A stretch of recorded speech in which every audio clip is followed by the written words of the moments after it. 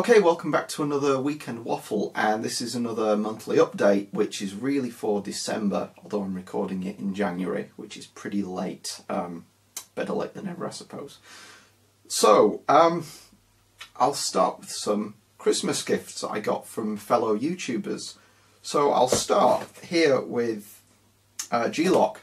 So this was from Infected Flinch. So we had the idea of sending each other Christmas presents. This is something I've not really done on kind of in the YouTube community before, and it was really cool to do this for the first time. So there were two here. So this was G-Lock. So this was a mystery game. So I didn't know what this was. So I sent Dave a photograph of my Master System collection, and he said he had a few games that he'd like to, give me as a Christmas present. So I said, okay, well here's the ones that I've got. If I don't have it, that would be great as a Christmas present. So it was really cool to open this.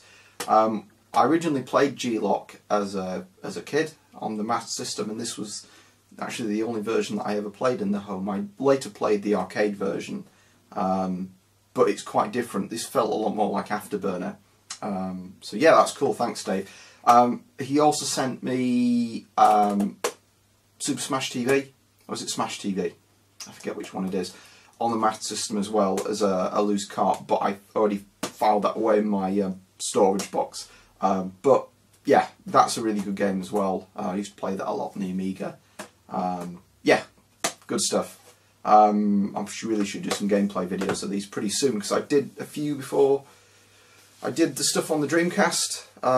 So I'm kind of breaking the flow a little bit, but you probably noticed there was a bit of a lull in making videos, so I did quite a lot at the same time over Christmas, just having the time free. So I did a few more Super Famicom games, and then spent quite a bit of time on the Dreamcast stuff, and haven't done any since, which is why this is a little bit late, very late. So yeah, so the next package at Christmas was from Lactobacillus Prime Mark, and this is a big bag full of C64 tapes. So I got a note, you see on the back the note. So, hi Dave, here's a small package for you. Big package. It's an add-on to the C64 that I previously sent you. Merry Christmas, from Mark and Elise. So thanks, Mark. I'll get into this now. I've not really looked at them all yet. I've had a quick look at some of the games, and these are really a good selection of games. What I was wanting to do was to get some kind of tape recorder and some blank tapes and record some tape images, but these are even better because it's the real thing and you don't have to worry about whether it's a 60-minute or a 90-minute tape. So I'm not going to go through them all, but I'll just show a few. So we've got one from Future Publishing Power Pack. This must have come with a magazine. So it's got Sheep in Space, Mutant Camels, and Light Disc 64.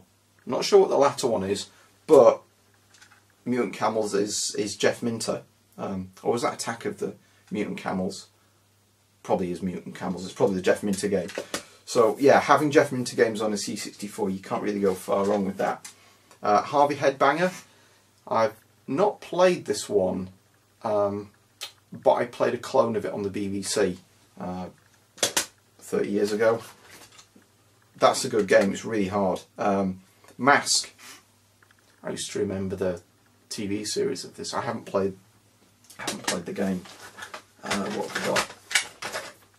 Chicken Chase, another Firebird game.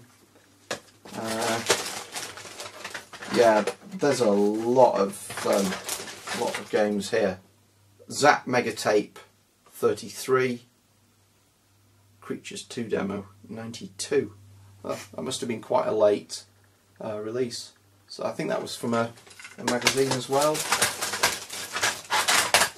Blockbusters, I assume that's the from the TV series, the TV show. It's like a game show, isn't it? Yeah, there's a lot of stuff in here. What's this?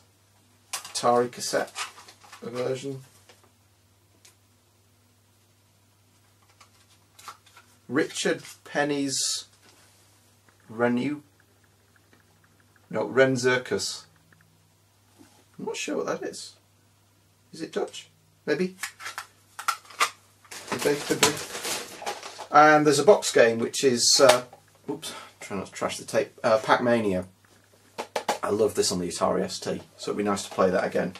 But yeah, thanks Mark, there's a load of tapes in here, so I think I'm going to have to try and do a bit of triage and do some gameplays of these.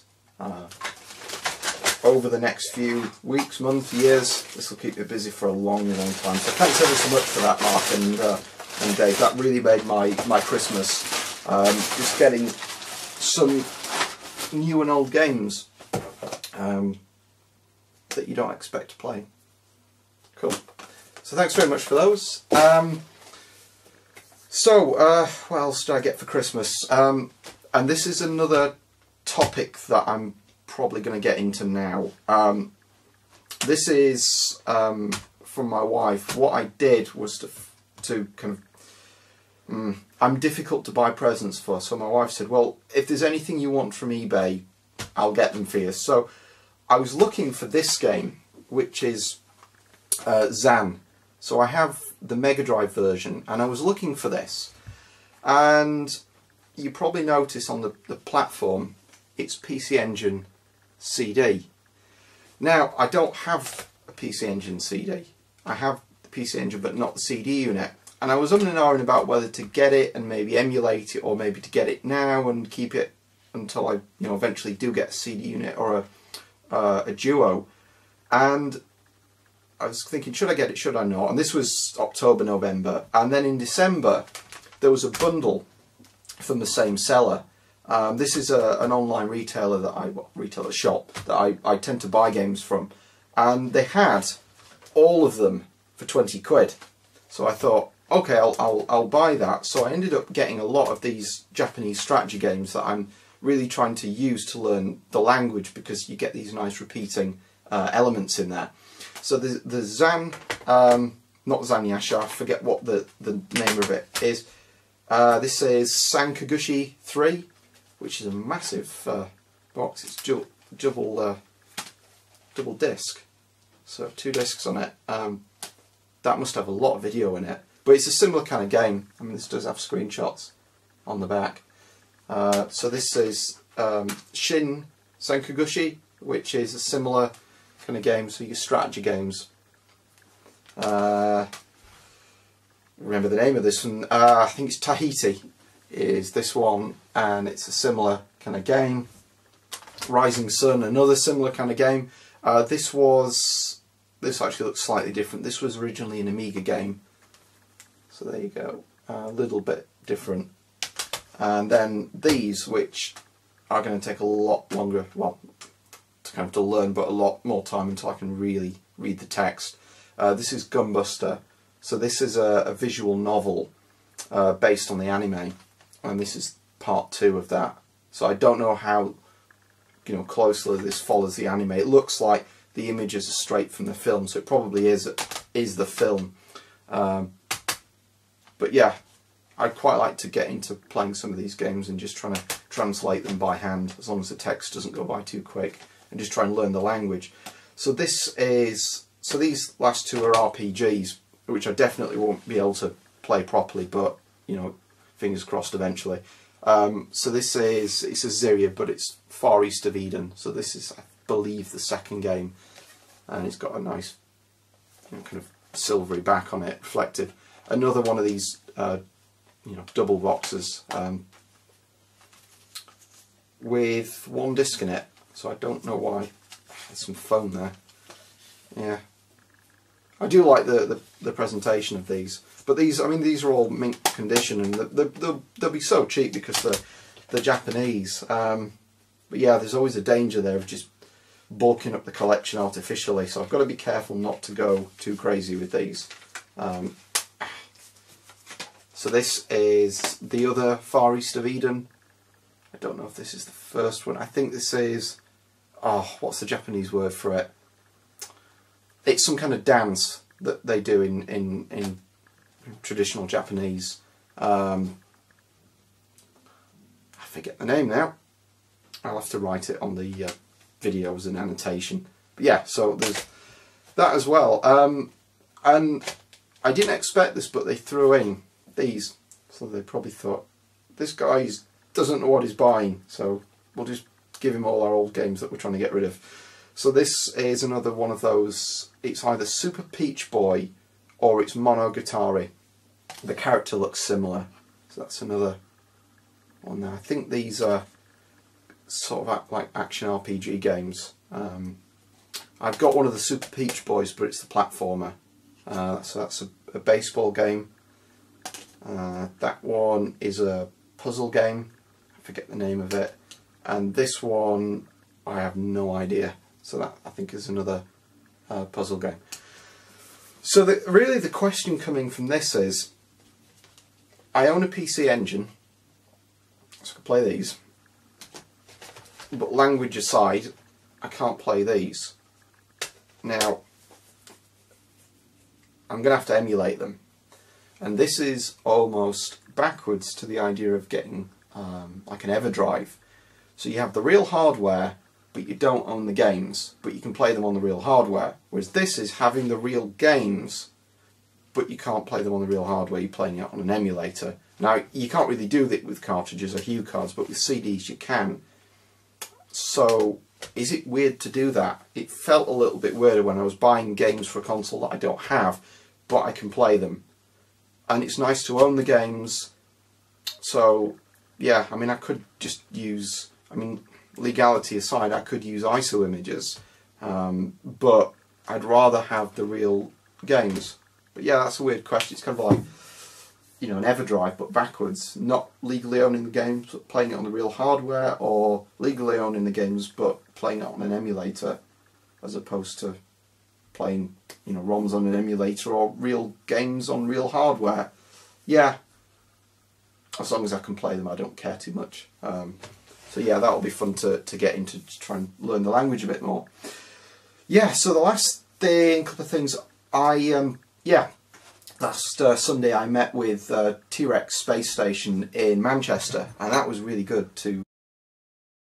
And we spent a long time, you know, over an extended lunch talking about various things such as, you know, the new kind of consoles.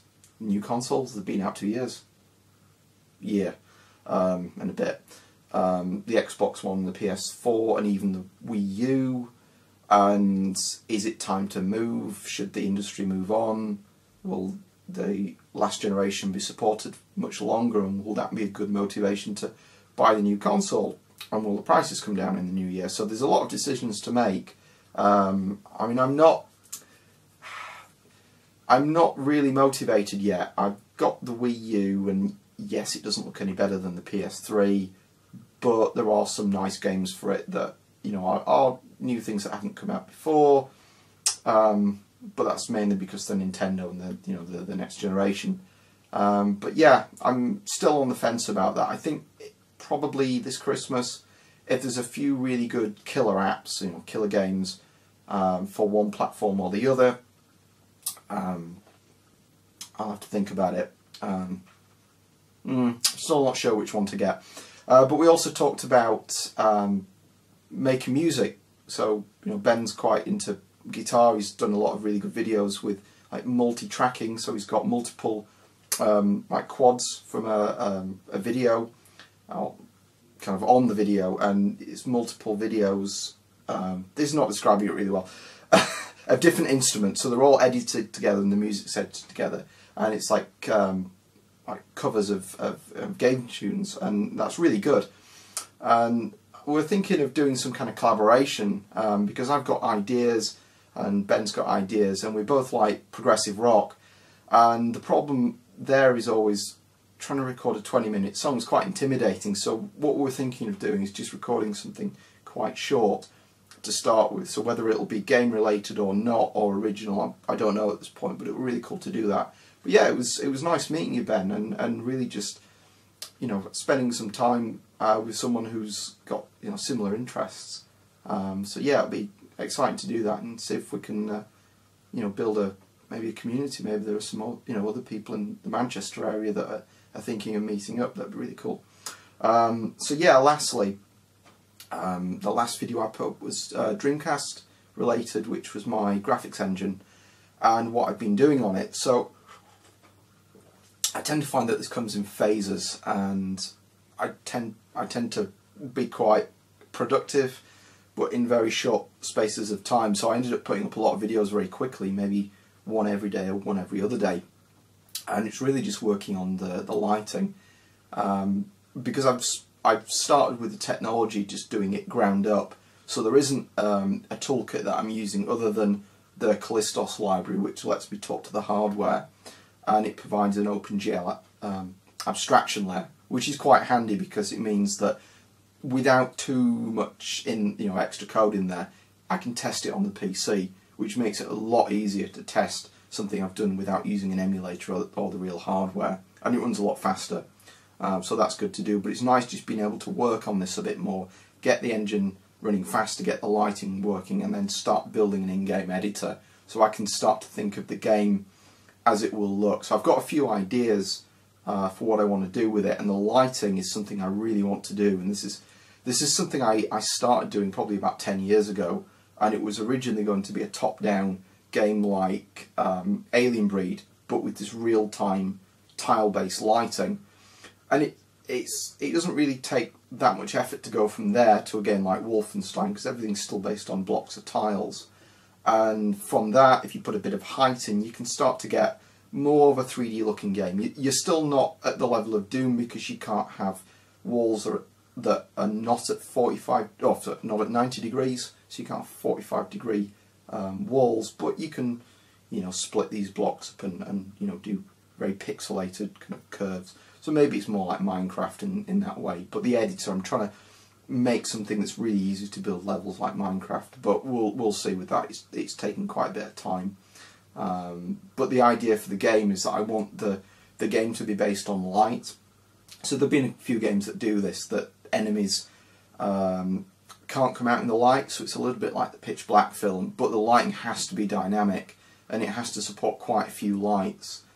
So what I want to do are things like, if you shoot a fire extinguisher, fluid kind of spills out and sets on fire, but you've got to have a lot of dynamic lights, and you can't really calculate fluid very well on the Dreamcast. You can't do something like a CFD, because you've got one CPU, it's running 200 megahertz, and it's calculating the lighting and the physics, and trying to do liquid or fluid physics is just going to kill it. So I need to find a way of doing that in a really cheaty way that looks okay, but allows you to have fluid and things like that are floating around and lighting the environment all on the Dreamcast. And yeah, it's not going to be a happy machine. But I think I'm getting there. There are a few ideas that I just want to see whether they'll work or not, and try and get some kind of tech demo out. So I'm not really intending on making a commercial game or charging it. This is just something I do for fun. So I'd like to just get a tech demo out there, probably just release it as a BinQ or an ISO. Well, no, it can't be ISO. You've got to cook it properly for the Dreamcast, but just releasing it and letting people play around with that, and then start thinking about building it into a full game, because I've really got to get the technology done and the level editor stable until I can start building games and levels, because I'm going to have to keep throwing things away, which I don't want to do, because I'm not really an artist. And I mean, the textures in the videos that you've seen, these are public domain textures. I don't do any of them myself. The only thing that I've done, which you could class as art, put the coffee down, is the wall meshes, just that 3D effect you get on it, just to give it a bit more, give it an illusion that the map doesn't look like Wolfenstein. But that's the only kind of addition that I've made. The rest of it is just designing the levels, designing the blocks, and anything that's graphics based. I've just had to try and find open public domain texture resources, and just place them there, which has been a lot of fun to do because I can focus more on the technology. Yeah, waffling. The terrain is still in there. So last year I started with a terrain engine, and really this whole indoor thing is a massive hack on top of that.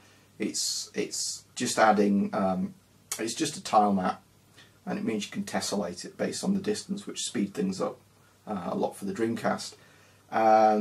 So yeah, once I've got the indoors working, I need to focus a little bit more on the terrain, and I like things above the terrain, so maybe you could have some space sections. So the idea is that you've got this world, and I want it to be like almost like a theatre production. So you pull the screen down, you change things behind, and then you pull the screen up and things have changed. Because it's really set in a big cube, if you walk past one edge of the world, you loop back round. So I want to hide some of this from the user, that you can keep streaming things in from the disk, and just adding extra features and things in the level. So for example, if you had a terrain and you land on the planet, you walk along, you get close to the edge of the map, and then you walk into an underground base, and you go through the base, you come back out, and then as you're walking through the terrain again, you're loading in the next base. So you might find that this is linear, that you can only maybe walk in one direction, but it gives the illusion that it's a much bigger world. So I don't want to do any kind of loading in it. You just keep walking, and it looks like it's this one big environment, but in reality it's streaming it in from the disk. But we'll see how well that works. There's going to have to be a lot of compression in there, particularly if you make changes to the world and you have to go back. But fortunately, the development kit does have the gzip or libz library in there, so I can compress these tile maps down really small, from like kilobytes, it's probably about 4 meg for the actual game, or a single environment, but you can squash this down to a few kilobytes, which is quite cool. But yeah, we'll see how that goes. Maybe even save it to the maybe even save some of it to the VMU, but there's not a lot of memory on those, so we'll see with that. So yeah, lots and lots of waffling. Yeah, I think I'll leave it there. I'm probably not going to get a lot of time over the next few months to work on it, but I've got a lot of ideas, and I think it's just a case now of finishing some of the technology off and just focusing on the game element, and trying to think of how to do some kind of horror story, or putting some of those gameplay elements in there to support the game.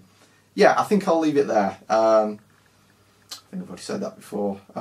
Yeah, lots of things on the agenda, not enough time, lots of games to play, and trying to learn more Japanese in there, which is going to take a while. But yeah, there's a good book I've been learning from, which has helped. Right, that's me done. Thanks to Infected Flinch, Dave, Mark, Lactobacillus Prime, and Ben, T-Rex Space Station. So yeah, the last month's been really good, and hopefully more good stuff to come. So thanks for watching, and I'll see you later.